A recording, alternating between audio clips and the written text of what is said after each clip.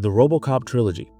While each film differs in tone and execution, collectively they form a narrative arc that reflects the anxieties and transformations of late 20th century American society.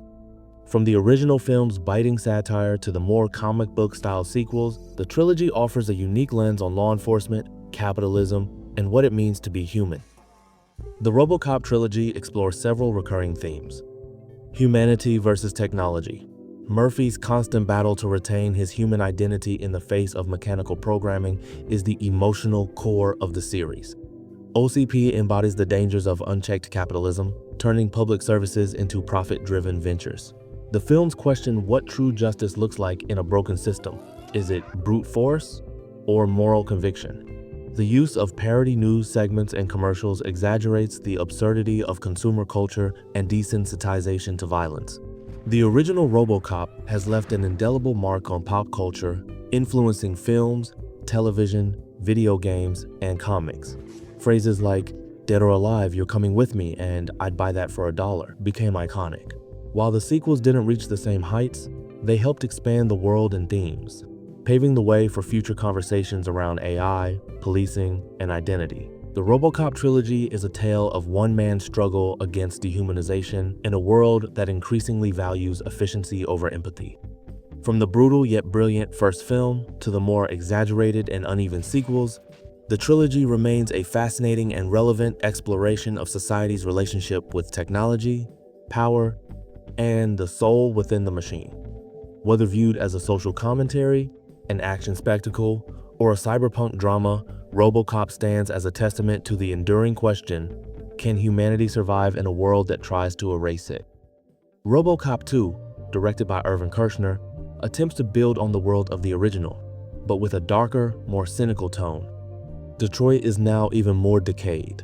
Crime is rampant, and OCP is more powerful than ever, attempting to privatize the entire city. A new drug called Nuke is flooding the streets, and RoboCop must face a new threat in the form of a second, more dangerous cyborg Kane, a drug lord transformed into a weaponized machine. The film dives deeper into corporate exploitation and the ethical questions of AI and programming. OCP's attempt to redesign RoboCop's personality to be more socially acceptable leads to disastrous results, showing the dangers of manipulating human nature for branding and public relations.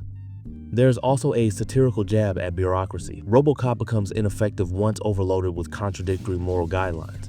Although RoboCop 2 lacked the emotional depth and clarity of its predecessor, it still holds value for its expanded world building and continued critique of capitalism and technological overreach. The action is more intense, the tone is more nihilistic, and RoboCop's struggle with identity becomes more tragic as society degrades around him. Directed by Fred Dekker, RoboCop 3 marked a noticeable shift in tone, aiming for a younger audience with a PG-13 rating. It also replaced Peter Weller, the original actor who portrayed RoboCop, with Robert John Burke, a change that many fans felt hurt the film's emotional resonance.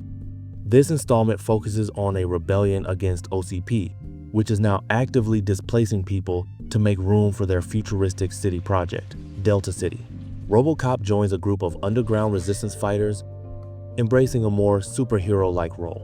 While it touches on themes of resistance and corporate oppression, the execution feels diluted. The violence is toned down, the satire is muted, and the emotional weight of Murphy's journey feels sidelined. Despite its flaws, RoboCop 3 does attempt to complete the arc of Murphy as not just a tool of the system, but as a protector of the people. His evolution from pawn to liberator shows a clear, if clunky, desire to conclude the trilogy with a sense of hope and redemption.